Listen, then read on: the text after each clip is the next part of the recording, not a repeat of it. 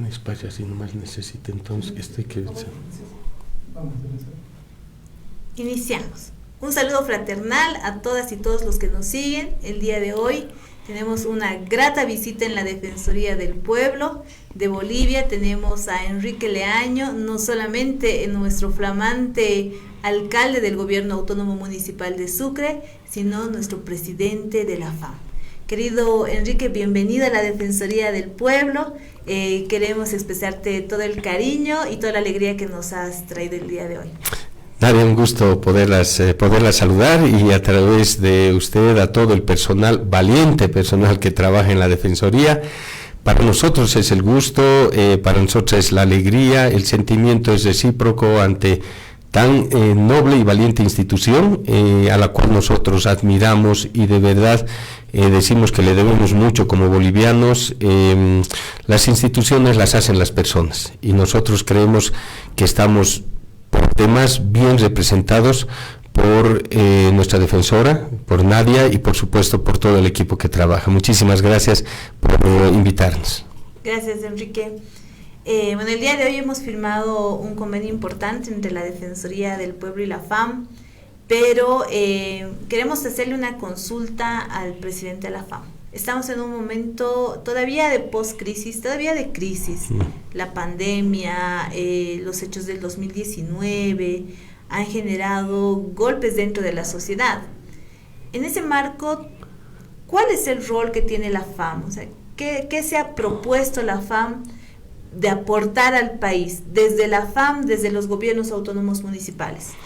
Mire, nosotros habíamos hecho el análisis. Primero había que hacer el diagnóstico, que ya estaba prácticamente hecho por qué estamos en esta difícil situación. Lo ha mencionado ya Nadia, ha sido la pandemia, que ha sido crucial, pero un plus que realmente nos ha puesto en el suelo ha sido la pésima administración en un año de facto, un gobierno de facto, que se entró a manejar el Estado sin una visión de país, improvisando y lamentablemente lleno de falta de transparencia, corrupción a todo nivel, y que esto ha ocasionado de que quedemos prácticamente en el piso. Después de haber tenido casi 14 años de un crecimiento económico, donde en 5 años hemos sido primeros a nivel Latinoamérica en crecimiento económico, donde ya no hemos conocido nosotros estar bajo cero, -1, -2, donde era +5, +7, +8, reconocimiento internacional. En un año hemos bajado -8, -11% en un crecimiento.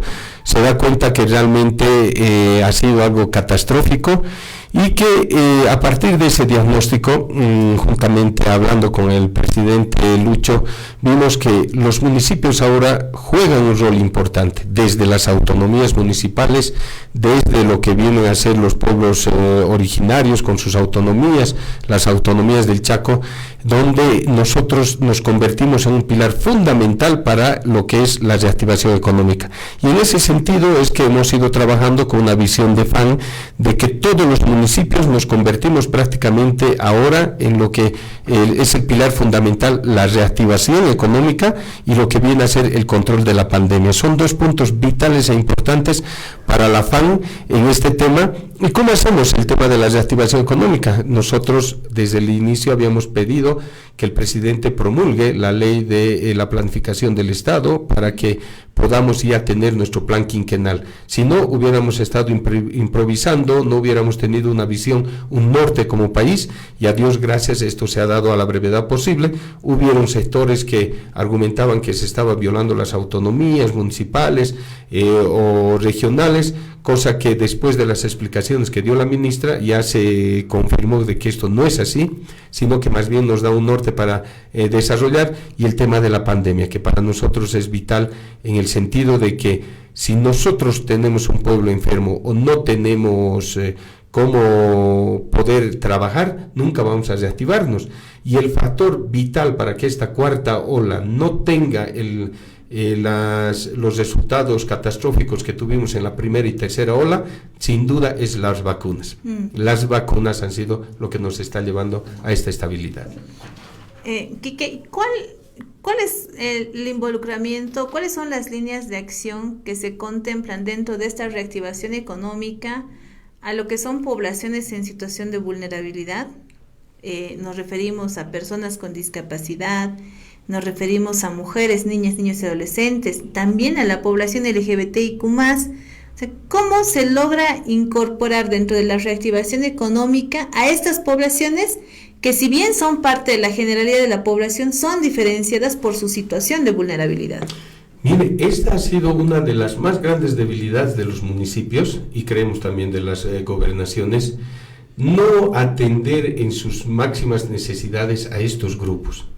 A través del convenio que lo hemos firmado hoy, Nadia, estamos seguros que vamos a unificar los criterios de todos los municipios, porque hay municipios avanzados en este tema, como hay municipios que realmente no han avanzado mucho o algunos nada, porque no le han dado la real importancia a estos grupos, ya sea porque son grupos minoritarios o tal vez porque no llega su voz a ser escuchada como debería ser, y por eso es que, como por decirle, más hacemos caso a una marcha de transportistas porque están pidiendo una reivindicación que a los niños que no pueden hacer marcha, que no se han organizado por diferentes situaciones que ya conocemos, pero o que cada uno sufre de diferente forma las agresiones psicológicas, físicas u otras en forma individual, y por eso es que no pueden hacer una asociación. Se da cuenta que hemos vivido en una sociedad, lamentablemente, que si no hay protesta, las autoridades han empezado a no oír. Por eso creemos que la acción que ha tomado la Defensoría a partir de esta firma de convenio va a hacer que nosotros abramos los ojos, despertemos, como ya lo estábamos haciendo anteriormente, pero ahora con mayor fuerza, pero de una forma ordenada, planificada. Y en ese sentido, no solamente se trata de destinar los recursos económicos para poder tener una mejor atención, sino que se trata de cualificar al recurso humano, al talento humano. Porque una persona que trabaje en estas áreas como el SLIM, las mismas defensorías, la atención al adulto mayor, tienen que ser personas que tengan vocación, personas sensibles, que sientan lo que están haciendo y no estén más pensando en el horario de irse, o que no atender al paciente o al usuario, al ciudadano. Muchas veces hasta nosotros escuchábamos durante la campaña que habían personas que se quejaban, donde el abogado de una defensoría, donde iba a quejarse una persona que fue agredida, una mujer, le decía, vuelva nomás a su casa y si pasa algo nos llama. O sea, imagínense, volverle a mandar al lugar donde ha sido agredida. Claro. Entonces, ese tipo de situaciones tienen que cambiar, y ahí está enmarcado nuestro plan como FAN, para que todos los municipios seamos mucho más sensibles, y estamos seguros que con esta interacción interinstitucional que vamos a tener con la Defensoría, vamos a lograr. Es muy difícil, Nadia, realmente un cambio de actitud, porque nosotros, en el caso particular del municipio de Sucre, ¿qué es lo que les hemos dicho a nuestros funcionarios? No les vamos a medir por los muchos casos atendidos, sino que a la larga o a mediano plazo nosotros les vamos a medir por la reducción de agresiones que puedan existir. Porque ¿de qué nos sirve aprenderlo al agresor, buscar su sentencia? Eso está bien, ya, eso se va a hacer paralelamente, pero nosotros tenemos que ir al fondo, reducir las agresiones. O sea, que si antes nosotros los calificábamos porque de 100 agresiones 90% eran condenados o sentenciados, ahora tenemos que buscar que esas 100 agresiones bajen a 10 agresiones, y por último erradicar, que es un trabajo muy difícil, es un trabajo muy comprometido, pero en eso tenemos que visualizar nuestro futuro en lo que se refiere a la defensa de estos grupos vulnerables. Saludamos esa posición, Enrique. Yo te comento, hace unos días, semanas, tuvimos un encuentro iberoamericano con los defensores del pueblo, defensoras del pueblo, y veíamos que la pandemia no solamente había elevado las cifras de violencia, no solamente había agravado la situación de vulnerabilidad, sino había tenido otros efectos colaterales, es decir, que las mujeres estaban sometidas económicamente con una mayor relevancia que antes de la pandemia, porque se habían quedado sin fuentes de trabajo o las condiciones de trabajo eran mucho más precarias. En el caso de las personas con discapacidad, por ejemplo, de la falta de acceso o de lo no incluyentes que son nuestras ciudades, nuestros barrios, para que ellos puedan, no tengan barreras al frente. Con la pandemia, además, la situación de encierro con el tipo de trabajo precario que ellos realizan se había vuelto todavía mucho más aguda, es decir, no encontraban formas de sobrevivencia. En el caso de la población que vive del trabajo sexual, por ejemplo, las trabajadoras y trabajadores sexuales, igual una de las más golpeadas, porque obviamente por la situación de pandemia, las medidas de bioseguridad, todos los espacios de trabajo que ellas y ellos tenían han quedado cerrados. Y así uno puede ir sumando la cantidad de población que ha quedado sin fuentes laborales, sin posibilidades de recursos económicos, y eso evidentemente una de las consecuencias, además de nuestro sistema patriarcal, es la violencia. Pero yéndonos al otro, que es una tarea, y eso lo hemos entendido los defensores, no se trata simplemente de luchar contra la violencia, se trata de generar condiciones dentro de nuestras comunidades para que la población tenga mejor calidad de vida, mejores condiciones de vida. Y en eso, la reactivación económica entendemos que es uno de los pilares fundamentales y va a coadyuvar a aquello y seguramente nos va a dar a la larga un restablecimiento de nuestro tejido social.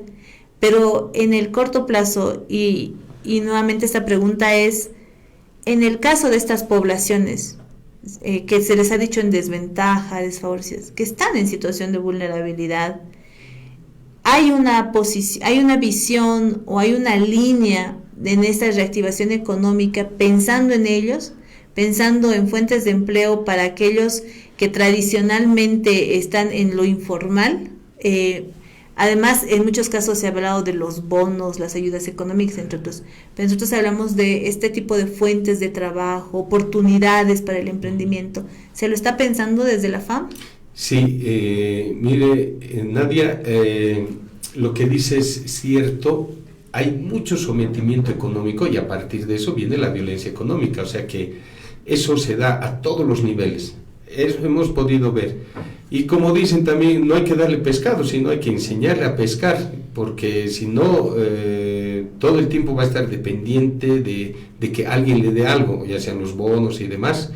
Queremos nosotros rescatar a través de nuestras ANDES todas las experiencias que se tienen en los diferentes municipios. Por ejemplo, en el municipio del Torno se han reactivado unas ferias donde se ha invitado a todos los municipios del país para que pueda ir la gente que no tiene trabajo, que no ha podido generar y llevar sus productos y se le garantiza ahí un espacio. En algunos municipios, perdón que vuelvo a poner el ejemplo del municipio de Sucre, lo que hemos hecho es que los clubes de madre, por ejemplo, se les ha dado materia prima, de lo que se refiere a lana y otros tejidos, donde ellos han hecho todas sus labores y a partir de eso han vendido. Y la venta rescatan algo para la materia prima y por supuesto algo de ganancia. Y lo mismo con grupos de gastrónomos donde hacemos constantemente ferias de nuestra comida en Sucre es muy riquísima, tenemos variedad de comida, entonces hacen feria de una cosa, de otra cosa, donde ellos están recabando sus propios recursos. Tenemos ferias de fin de semana donde se mueve hasta 14.000, 15.000 bolivianos, cosa que para una semana es buen dinero, y claro que son 20, 30 gastrónomos, pero ya se van moviendo poco a poco. Entonces, ese tipo de iniciativas se está dando con una pequeña reactivación, y lo que sí es a mediano plazo es que nosotros juntamente con los empresarios privados estamos haciendo los respectivos convenios, que ya los hemos hecho, estamos buscando lo que vienen a ser los terrenos para que podamos dar en comodato a los mini emprendedores de 200 metros, para que ellos, en vez de que quiere instalar su fábrica de papitas fritas, por decir, le cuesta ya mucho el terreno, entonces nosotros le vamos a dar en comodato, ellos se van a ocupar de su equipo que van a poder contratar y que a partir de eso ya van a tener posibilidades de generar sus propios recursos. Entonces son más o menos unas 10 hectáreas que estamos pensando invertir en eso a mediano plazo y que no les cueste. Y una vez estabilizado su negocio, en 5 años, 10 años, ver que ellos tengan la posibilidad de adquirir el terreno, si así lo desean, si no también puede seguir en comodato bajo otras normas. normas, ¿no? Que no se permita construcciones de dormitorios, o sea, no tergiversar lo que viene a ser su empresa. Entonces, esas y muchas otras iniciativas, la FAN las va a transmitir a todos los municipios y vamos a seguir rescatando los conocimientos de todos los municipios. Cómo operativizamos realmente lo que es la reactivación económica, pero ya yendo con nuestra gente, con el trabajo. Me parece genial. Bueno, queda mucho por hablar. Yo estoy comprometiendo a nuestro presidente de la FAM para que en su próxima visita a La Paz nos dé más espacio, más tiempo en la DP Radio. Yo estoy segura que mucha gente que quiere hacerte consultas, que está tiene mucha esperanza en la gestión municipal. Y te lo digo porque nosotros desde la Defensoría del Pueblo, cuando estamos realizando las evaluaciones del Estado sobre avances en las garantías de derechos de diferentes poblaciones y de la población en general, y eso lo hemos dicho siempre, Bolivia es reconocida porque a nivel normativo y de política pública tiene un avance impresionante, no solamente en la región, muchas veces a nivel mundo.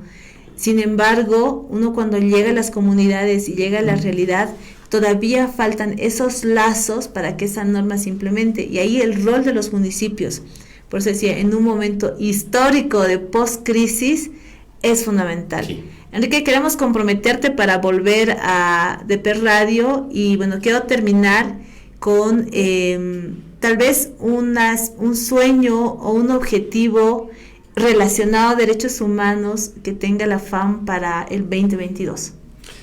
Mire, vuelvo a reiterar, estos trabajos creo que son los más difíciles de poder realizar, porque tiene que haber cambio de actitud de las personas, y cuando hablamos de eso es un trabajo a mediano o largo plazo, pero realmente muy difícil. Hacerle cambiar a una persona para que respete todo lo que son los derechos humanos, estando de autoridades o estando de dirigentes o estando ocupando cualquier otro lugar en nuestra sociedad, tiene que ser un trabajo arduo, y esto tiene que empezar desde las escuelas. Mire, les enseñamos muchas cosas en kinder, en escuela, donde los niños están convencidos de que deben cuidar el medio ambiente, deben respetar a sus papás, no agredir a las otras personas, pero resulta que esta malla curricular ya no se aplica en intermedio y medio, o sea, como que los niños ya se van olvidando. Y llegan a la universidad mucho menos todavía. La universidad es como que sálvese quien pueda, es como que no hay esos valores, nos dedicamos netamente a lo que estás estudiando. Si es derecho, serán tus materias de derecho, si es medicina, lo propio, pero no hay algo que vaya inculcando o seguir inculcando en las mentes lo que vienen a ser los derechos humanos. Nosotros quisiéramos que esta educación, que nuestra malla curricular a nivel de pregrado, posgrado, pueda mantenerse. Eso sería algo lindo, y que constantemente sigamos reciclando en la mente, en las cabecitas de nuestros estudiantes, hasta que cuando sean profesionales sigan teniendo ellos, ¿no?, ese conocimiento de respetar los derechos humanos, cuidar de los más vulnerables, y de esa manera poder cambiar. O sea, imagínense, si empezaríamos con ese plan ahora, lo acabaríamos más o menos en 12, 15 años, es un proceso largo, porque después muchos talleres, todo eso nos ayuda, nos sirve, pero cambiar la actitud tendría que ser. Eso por un lado los colegios, pero por otro lado gente que no estudia ya en las universidades, las instituciones tienen que jugar un rol importante, constantemente hacer este tipo de análisis para el cambio de actitud. Entonces hay que trabajar en eso, hay que empezar, porque si decimos, está largo esto, ¿cuándo vamos a empezar? Es como plantar un arbolito crece en 10 años, una mediano tamaño, y después en 15 años recién alcanza su tamaño natural, y muchas autoridades no lo quieren hacer porque en vano voy a sembrar, ni mi gestión voy a ver que crezca, pero hay que pensar a futuro, ¿no? Entonces, similar a esa situación. Es decir, estamos apostando por una cultura de derechos humanos en un mediano plazo, en un largo plazo. Necesitamos hombres y mujeres de futuro. Muchísimas gracias, Enrique. Muchísimas gracias a las y los que nos siguen en ese momento. Y bueno, nos despedimos. Gracias. No, gracias a ustedes. DP Radio. Al encuentro con el pueblo.